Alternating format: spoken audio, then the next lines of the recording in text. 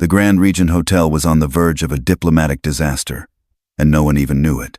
Yet, for nearly an hour, Japanese tech tycoon Naoko Sakamura stood silently at the front desk, her eyes sharp with growing contempt, while 3 certified interpreters failed to understand a single word she said.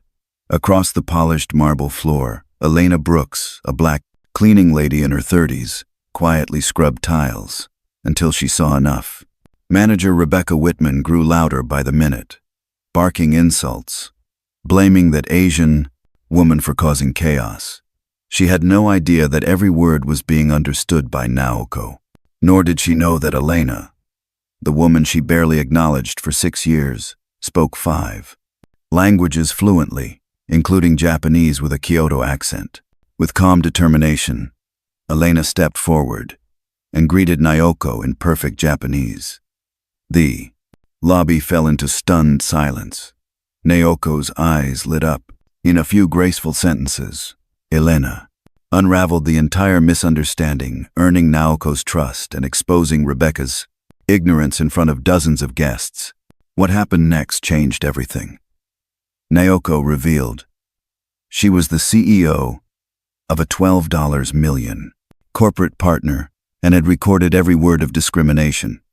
Rebecca was fired. Elena, once invisible, was offered a top executive role in Naoko's company. In a single afternoon, Elena rewrote the rules of power with grace, courage, and excellence that could no longer be ignored. It began like any ordinary afternoon at the prestigious Monarch Crown Hotel, a gleaming symbol of wealth and power nestled in the heart of the city.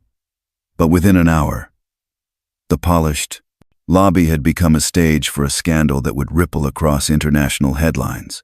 And the catalyst wasn't a guest, but a woman in a janitor's uniform. Japanese billionaire Naoko Sakamura, founder and CEO of one of Asia's most powerful tech empires, had arrived expecting a seamless check-in. Instead, she was met with confusion, condescension, and escalating disrespect. 3 translators failed to communicate with her, and hotel manager Rebecca Whitman, increasingly agitated, publicly berated Naoko, calling her a disruption and suggesting she didn't belong in an American 5-star establishment if she couldn't speak English. Across the lobby, Elena Brooks, a black cleaning woman in her early 30s, watched in silence. For 6 years, Elena had scrubbed the floors of that hotel, mostly invisible to those she served. But this time was different. There was something in Naoko's dignified silence, and in Rebecca's venom, that ignited a fire Elena had kept buried. What no one knew was that Elena wasn't just a janitor. She was a former humanitarian interpreter fluent in 5 languages, including Japanese, a gift she had hidden to survive after being unjustly fired from her previous job for defending a coworker. Her resume, stacked with honors, international experience, and cultural expertise, had been buried beneath a mop and a paycheck-to-paycheck life. But on that day, she decided to step out of the shadows. With steady grace, Elena walked toward the commotion. Rebecca barked at her to return to cleaning. But Elena didn't flinch. She looked directly at Naoko and, in flawless Kyoto, accented Japanese, said, "Please, forgive the misunderstanding. I am here to assist you." Gasps echoed through the lobby. The previously helpless translators blinked in disbelief. Naoko's expression shifted from frustration to profound curiosity. She asked how Elena spoke Japanese so beautifully. Elena answered humbly. She had studied in Kyoto, volunteered with immigrant communities, and loved the culture. The temperature in the room changed. Naoko finally smiled. Rebecca, now red-faced and stammering, tried to reassert authority, calling Elena just a cleaning lady. But Naoko had heard enough. In perfect English, she said coldly, "The only person causing an international scandal here is you, Miss Whitman." Then, she revealed who she really was, and that her company held $12 million in annual hospitality contracts in the U.S., including with monarch crown. Even more damning, she had recorded every racist and xenophobic remark. The lobby went silent. Rebecca turned pale. Her arrogant words had become irreversible evidence. Moments later, Naoko offered Elena something no one at that hotel had ever given her: recognition.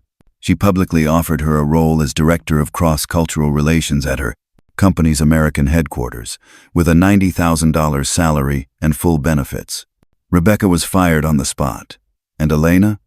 She walked out of that hotel not as a janitor, but as a leader, whose time had finally come.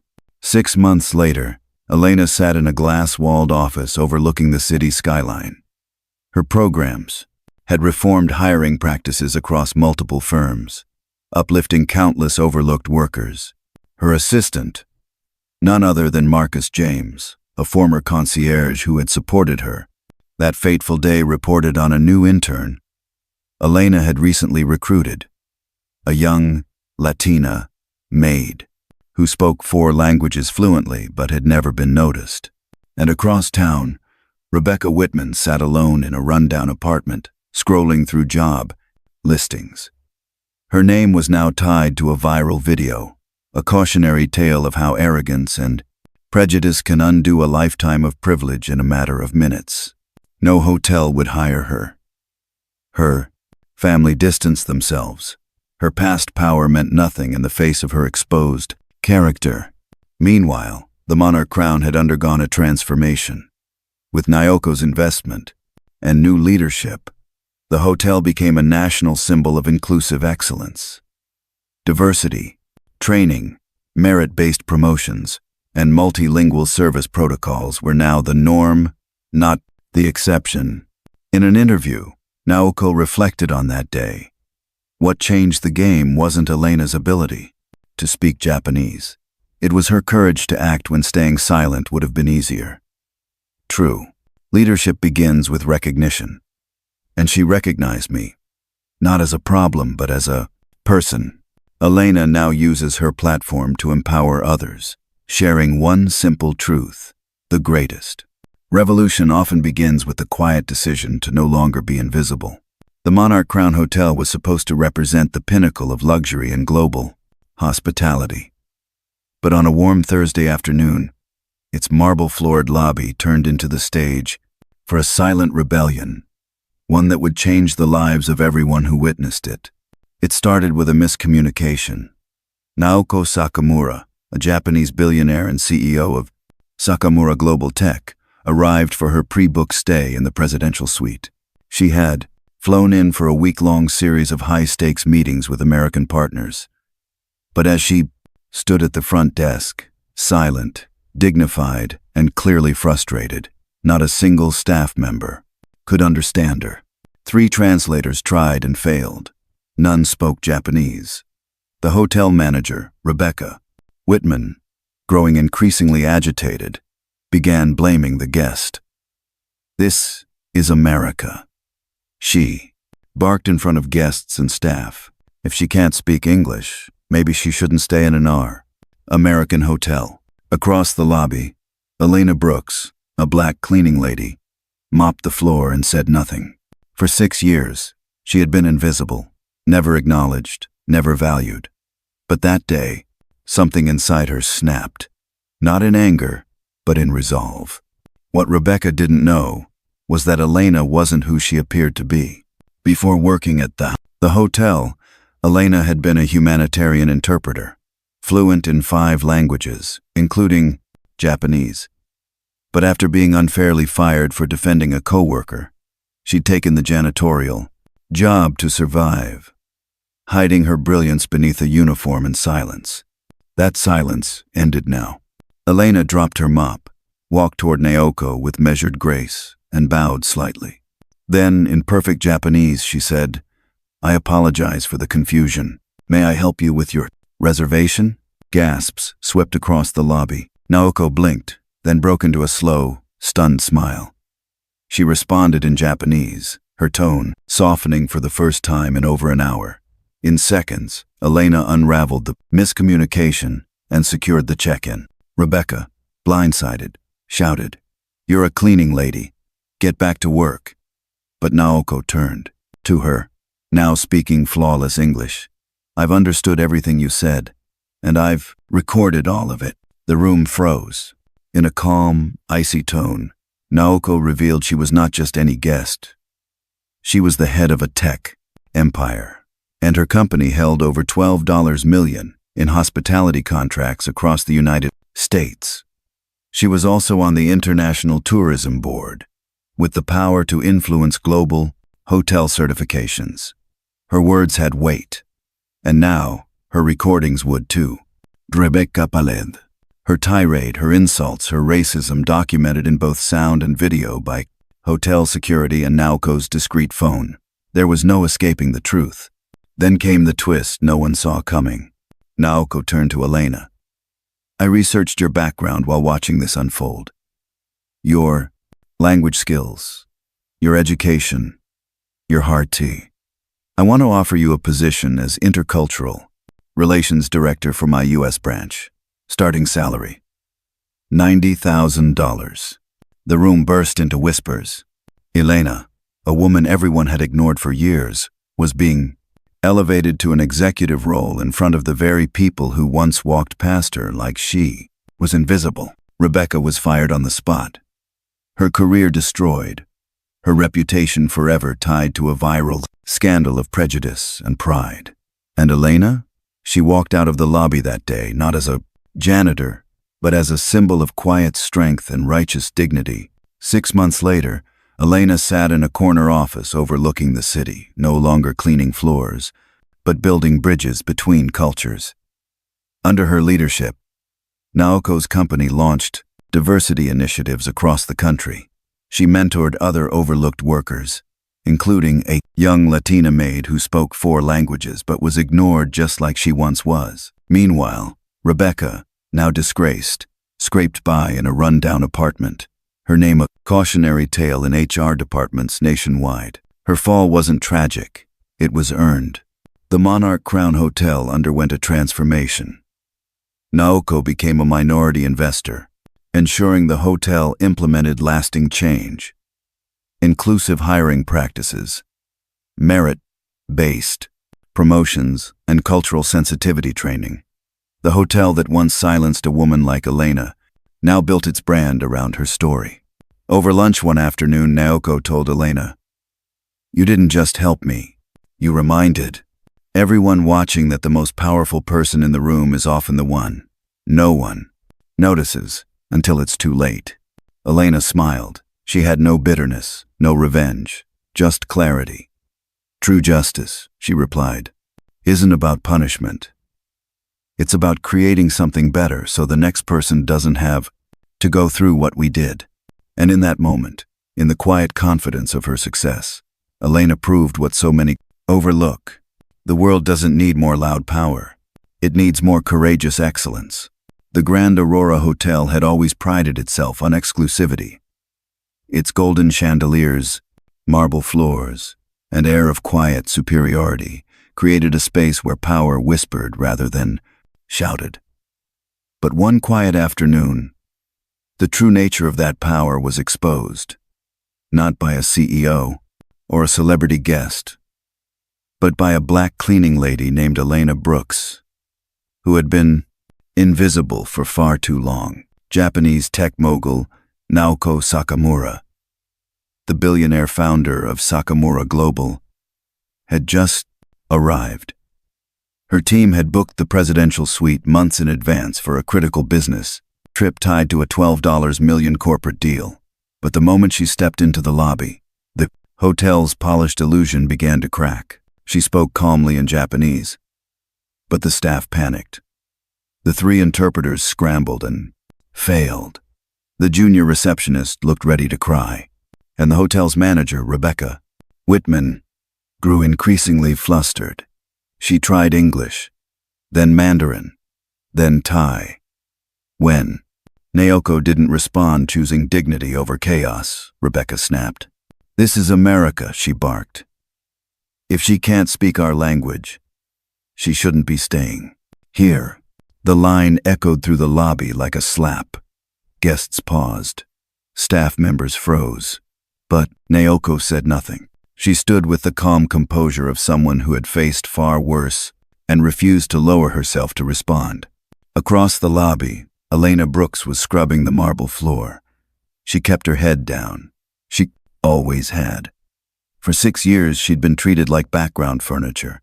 Her uniform gave others permission to ignore her. But today, something in her broke. What no one knew was that Elena was no ordinary cleaner. She held a degree in linguistics. She spoke 5 languages fluently, including Japanese with a Kyoto dialect. Before the hotel, a job, she had worked as an interpreter for humanitarian organizations. But after being unfairly dismissed for defending a non-English-speaking coworker, she took this job to survive and kept her brilliance hidden beneath a mop and silence.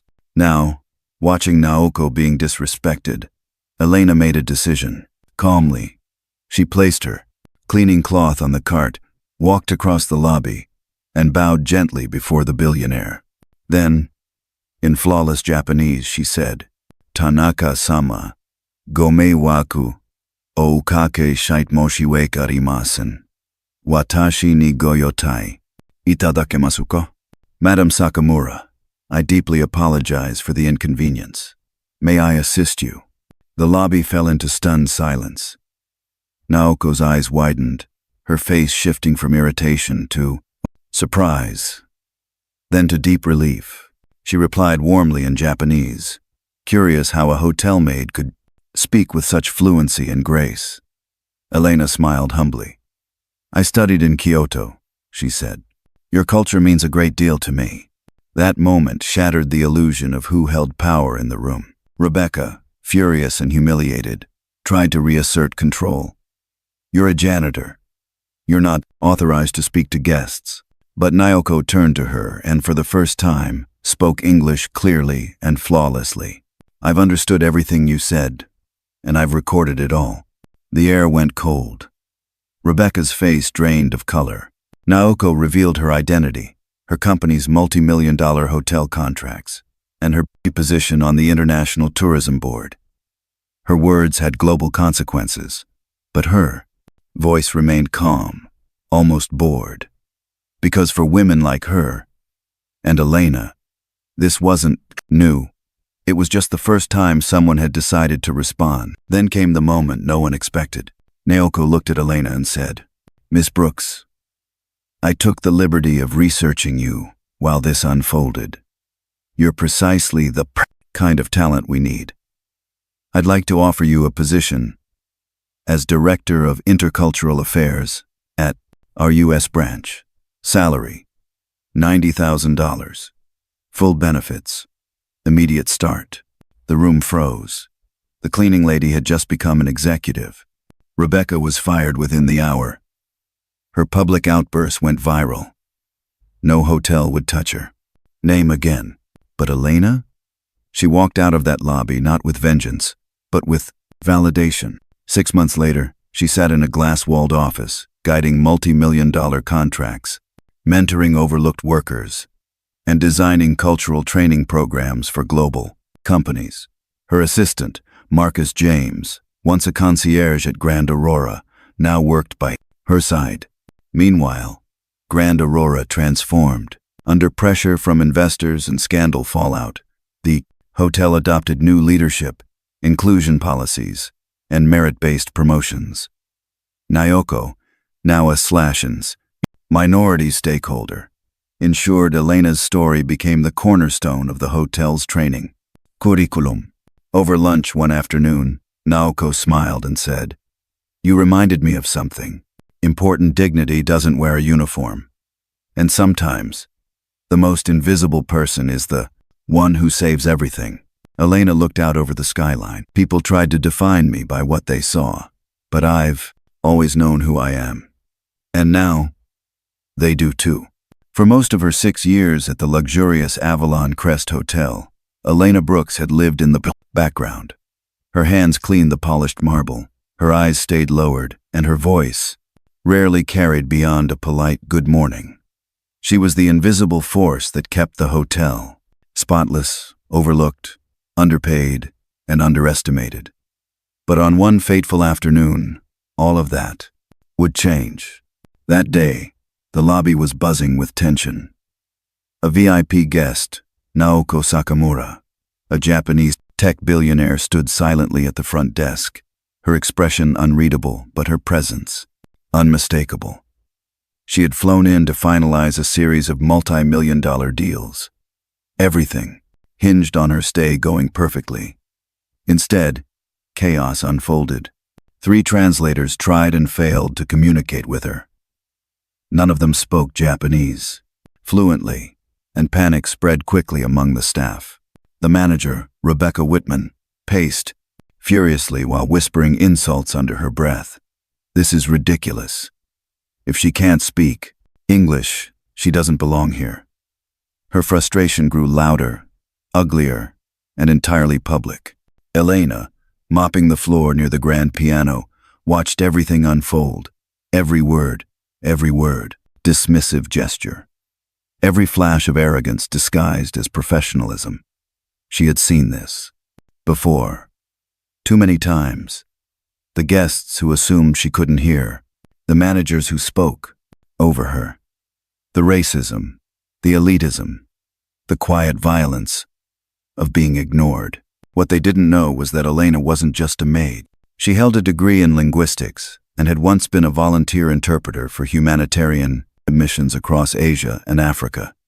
She spoke 5 languages, including Japanese. But after a traumatic firing from her previous job, she had hidden her talents and taken this role just to survive. That day, as she watched Naoko Sakamura endure silent humiliation, something shifted. Elena couldn't stay silent anymore. She put down her mop, wiped her hands, and walked across the lobby.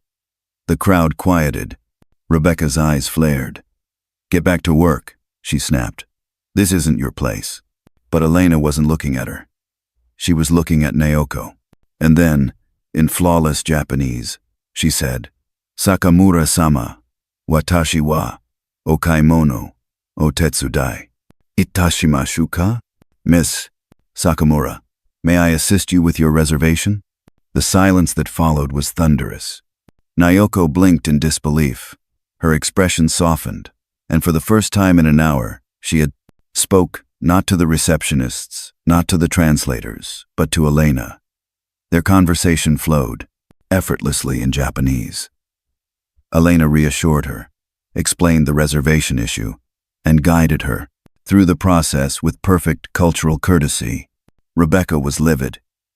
"You're just the cleaning staff," she yelled. "This is completely out of line." That's when Naoko turned around and addressed Rebecca in perfect English. "I've understood everything you've said," she stated coldly, "and I've recorded it all." The revelation sent shockwaves through the lobby. Naoko Sakamura then revealed her identity. CEO of Sakamura Global Tech. Her company held over $12 million in hotel contracts across the country. More importantly, she was a board member of the International Tourism Accreditation Commission. One negative report from her could destroy Avalon Crest's global reputation. Rebecca turned pale. "This is a misunderstanding." Naoko cut her off. "No, this is the result of prejudice, and your hotel almost lost everything, because you couldn't see the worth of the woman standing right in front of you." Then, in front of the entire staff and guests, Naoko turned back to Elena. "Miss Brooks," she said, "I looked into your background while watching all of this.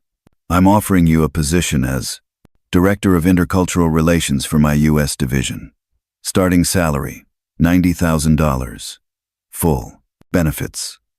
What do you say?" Elena didn't cry. She didn't tremble. She simply smiled, bowed respectfully, and said in Japanese, "I accept." That moment changed everything. Rebecca was fired within 24 hours. Her meltdown, caught on camera and shared by a guest, went viral. No hotel would hire her again.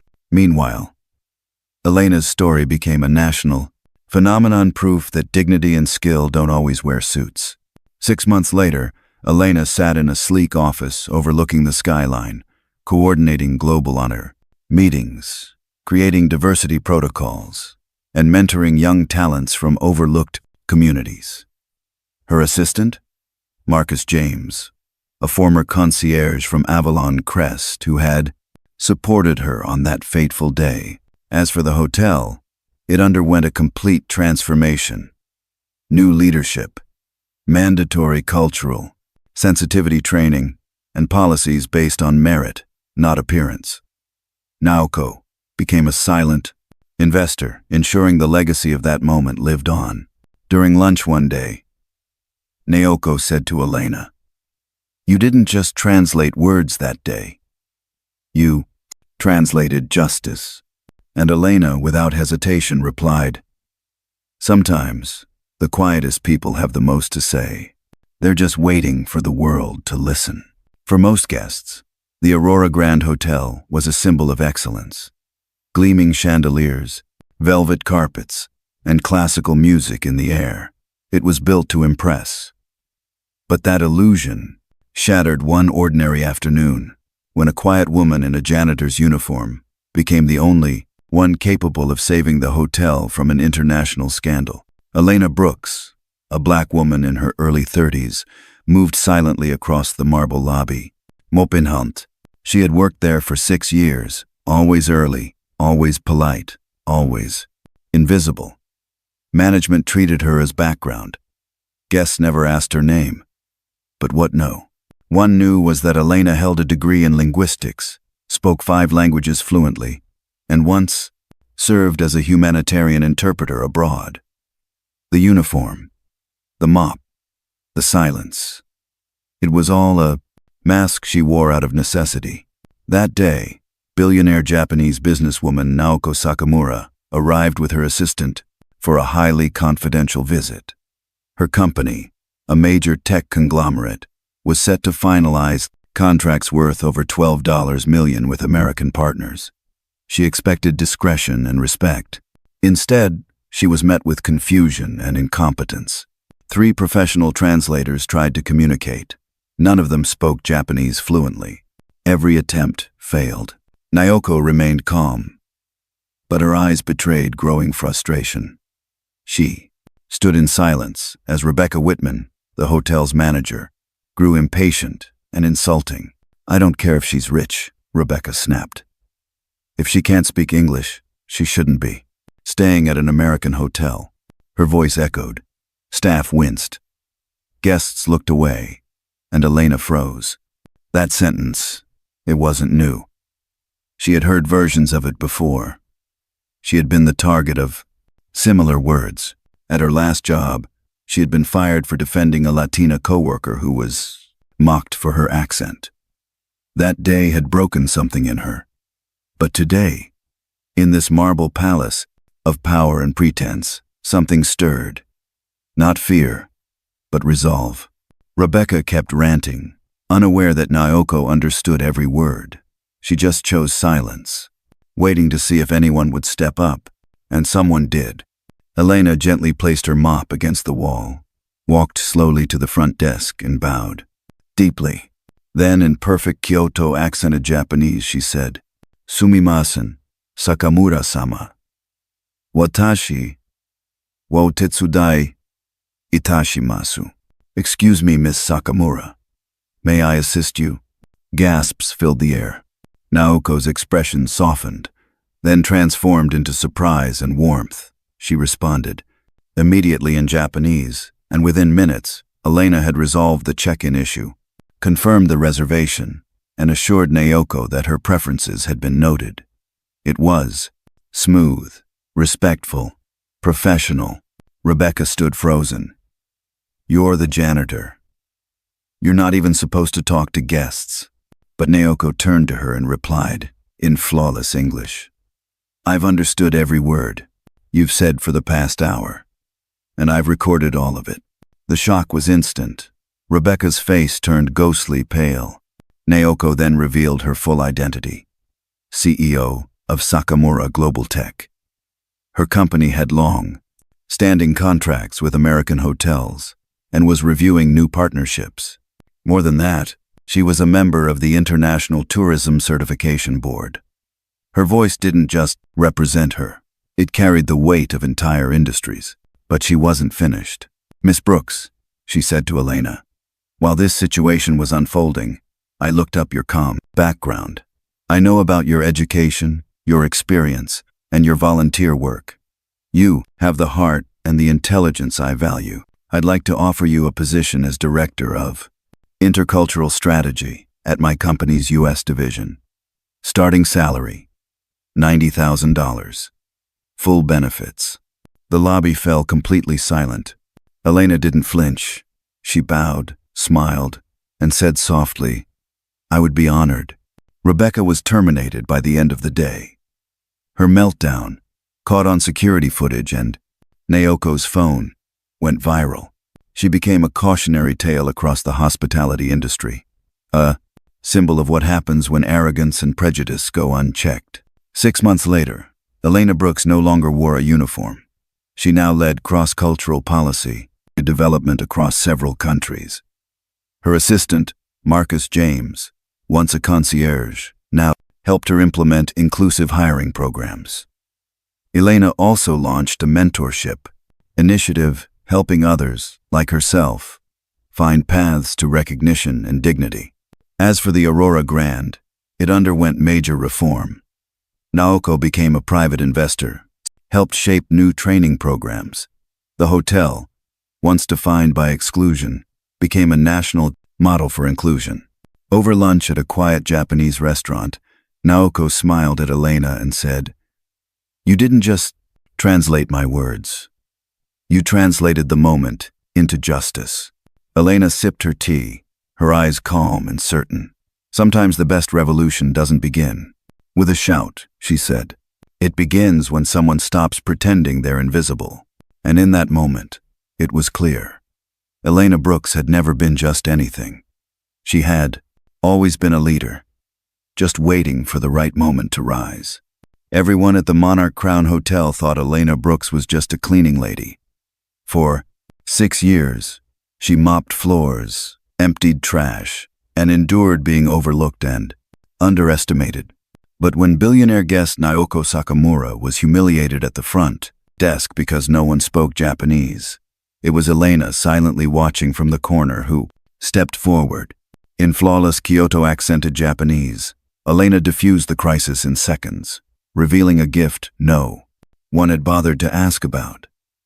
Naoko, stunned and grateful, revealed she had understood every insult spoken by the manager. With one phone call, she could ruin the hotel or change someone's life. She chose the latter. Elena was offered a 6-figure executive role. The manager who belittled her, fired in disgrace. The woman everyone had ignored became the most powerful voice in the room, all because she chose courage over silence. Sometimes the most underestimated people are carrying the greatest power within them. Your value isn't defined by your uniform or title. It's defined by who you are when the world isn't watching. Have you ever been underestimated or overlooked? Share your story in the comments. We want to hear you. And if this story moved you, don't forget to like, subscribe, and hit the bell for more powerful, true life transformations. Because the world needs more stories where dignity wins.